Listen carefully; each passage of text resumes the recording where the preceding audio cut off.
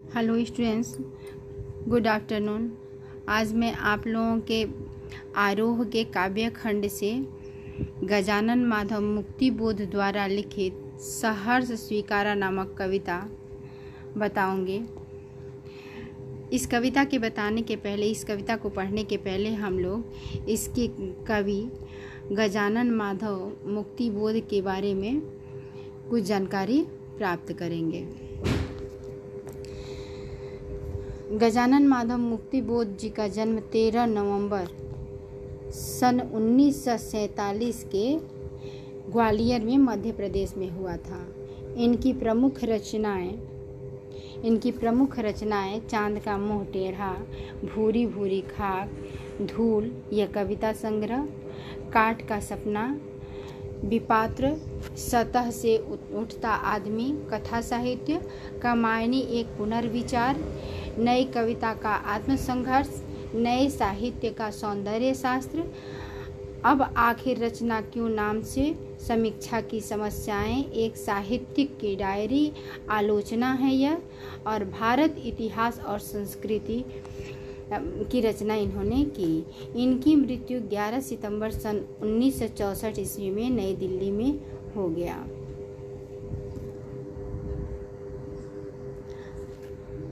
हार का बदला चुकाने के संकल्प धर्म कवि मुक्तिबोध का पूरा जीवन संघर्ष में ही बीता। उन्होंने 20 वर्ष की छोटी सी उम्र में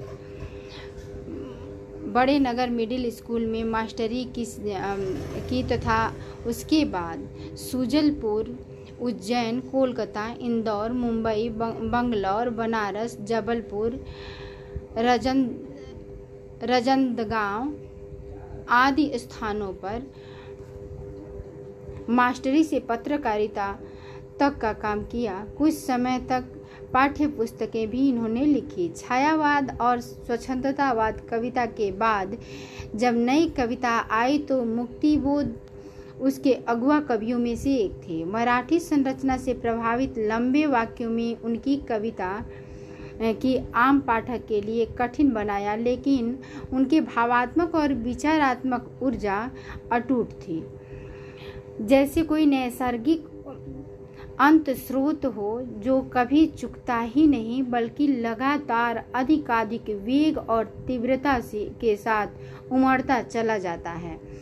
यह ऊर्जा अनेक कल्पना चित्र के फैंटेसियों के को ग्रहण कर लेती है। मुक्तिबोध की रचनात्मक ऊर्जा का एक बहुत बड़ा अंश आलोचनात्मक लेखन और साहित्य संबंधी चिंतन में सक्रिय रहा। वे एक समर्थ पत्रकार भी थे। इसके अलावा राजनैतिक विषयों, अंतर्राष्ट्रीय परिदृश्य तथा देश की आर्थिक समस्याओं पर लगातार इन्होंने कविताएं लिखी। कविताएं तथा अपना अन्य विधा में लेख इन्होंने लिखा। कवि शमशेर बहादुर सिंह के शब्दों में उनकी कविता अद्भुत संकेतों भरी, जिज्ञासाओं से अस्थिर, कभी दूर से शोर मचाती, कभी कानों में चुपचाप राज की बातें कहती चलती हैं।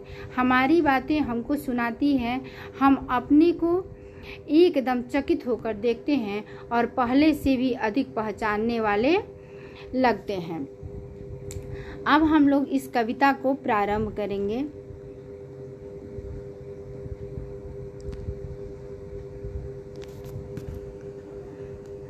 सहर्ष स्वीकारा।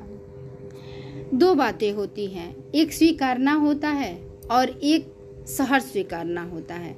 तो स्वीकार, किसी चीज़ को स्वीकारना जो होता है वो कभी कभी समझौता के अनुसार भी हो सकता है। कभी कभी मनुष्य को परिस्थितियों के अनुसार समझौता करना पड़ता है और समझौता करके मनुष्य उस चीज़ को स्वीकार कर लेता है। लेकिन जब मनुष्य को अपने मन की भाई हुई चीज़, जो मनुष्य चाहता है कि हाँ मुझे ये अर्जित हो जाए और उस चीज़ को वो प्राप्त करता है, तो वो उसे सहर्ष स्वीकार कर लेता है। तो ये इसमें जो हमारे सामने कविता है, इसमें कवि ने दोनों पक्षों को स्वीकारना और सहर्ष स्वीकारना, इन दोनों पक्षों को यहाँ पर इन्होंने लिखा है कि किस प्रकार से व्यक्ति जो है सहर्ष स्वीकार करता है। स्वीकार कर लेना यानी परिस्थिति से समझौता कर लेना, सहर्ष स्वीकार करना अर्थात जो जी को अच्छा लगता है उसको प्राप्त कर लेना। जिंदगी में जो कुछ है जो भी है सहर्ष स्वीकारा है, इसलिए कि जो कुछ मेरा है वह तुम्हें प्यारा है। वह अपने किसी प्रिय के बारे में कहते हैं, चाहे वो उनकी सहचरी हो सकती है, पत्नी भी हो सकती है, बहन भी हो सकती है, उसके बारे में वो कहते हैं जो उनको बहुत प्रिय है, जिससे कि उनको बहुत लगाव है, उसके बारे में कहते हैं। जिंदगी में जो कुछ भी है, जो कुछ भी जिंदगी में है, जो भी है वह मैंने सहर्ष स्वीकार किया है। क्योंकि वह इसलिए मैंने किया है क्योंकि जो कुछ मेरा है वह तुमको प्यारा लगता है। गर्बीली गरीबी यह एक गंभीर अनुभव सब, यह हमारी गरीबी, इस गरीबी में भी तुम गर्व का अनुभव करते हो, हमारी इस गरीबी में भी गर्व का अनुभव करते हो, इसलिए यहाँ गर्बीली गरीबी कहा गया है। ये गंभीर अनुभव, इस गर्व भरी गरीबी का जो गंभीर अनुभव है, यह विचार वैभव सब, और ये विचारों का जो धन है, संपत्ति है, विपुल संपत्ति जो है विचारों की, यह सब दृढ़ता, यह भीतर की सरिता, यह अभिनव मौलिक है। और यह जो दृढ़ता है मन में, जो अपने इस गरीबी के गंभीर अनुभव के और विचारों का जो हमारे पास वैभव है, धन है, संपत्ति है, संपदा है, और इन सब के प्रति एक दृढ़ता है, और इस दृढ़ता की एक सरिता यानी नदी बह रही है, जो नदी अभी अभी की उभरी हुई नदी है, जो कि एकदम अनवरत बहते जा रही है, और यह मौलिक है, एकदम यथार्थ है। यह जो है यह एकदम यथार्थ है, इसलिए कि पल पल में जो कुछ भी जागृत है अपलक है।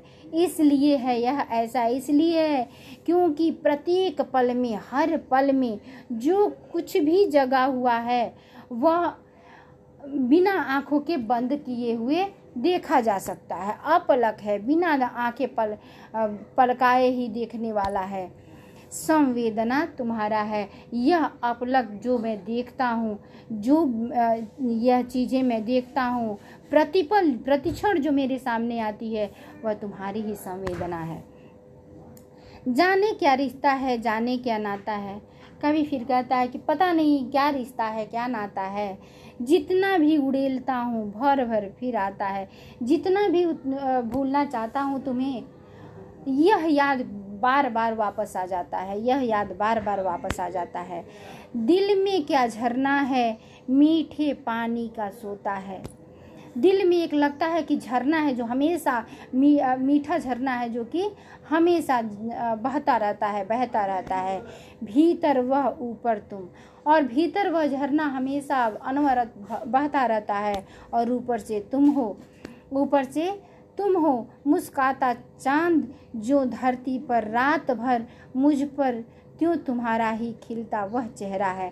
जिस प्रकार धरती पर चांद औंधे मुंह मुस्कुराता हुआ रात भर खड़ा रहता है, उसी प्रकार से मुझ पर तुम्हारा यह खिला हुआ चेहरा हमेशा मेरे ऊपर, जैसे लगता है मेरे शरीर पर तुम्हारा जो खिला हुआ चेहरा है हमेशा झुका हुआ है।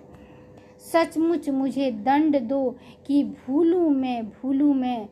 फिर कवि कहता है कि मैं चाहता हूँ कि सचमुच मुझे ऐसा दंड दो जिससे मैं तुम्हारी याद को भूल जाऊँ। तुम्हें भूल जाने की दक्षिण ध्रुवी अंधकार अमावस्या। तुमको भूल जाने के लिए जब अंधकार होती है तभी चंद्रमा हटता है। चंद्रमा का अर्थ जब अंधकार होता है, यानी कि अमावस्या की रात में पूरी रात चंद्रमा नहीं दिखाई देता है। उसी प्रकार से कवि चाहता है कि मेरे भी जीवन में कोई अमावस्या आए, कोई अमावस की रात आए, जिससे तुम्हारा चेहरा मैं भूल सकूं, तुम्हारा चांद सा चेहरा जो मेरे चेहरे पे झुका हुआ हमेशा रहता है चांद की तरह, वह चांद छुप सके। कोई ऐसा अमावस्या मेरे भी जीवन में आए। शरीर पर, चेहरे पर, अंतर में, पालू में, झेलू में उसी में नहा लूँ मैं, और मेरे शरीर पर, मेरे चेहरे पर, मेरे अंतर मन में इस प्रकार से वह अंधकार छा जाए कि मैं उस अंधकार को इस प्रकार से झेलूं, उसी अंधकार में नहा लूं, ताकि तुम्हें भूल जाऊं, तुम्हारा चेहरा मुझे भूल जाओ। यह चैप्टर मैं यहीं पे समाप्त करती हूँ। इसका शेष भाग अगले वीडियो में बताऊंगी। That's all.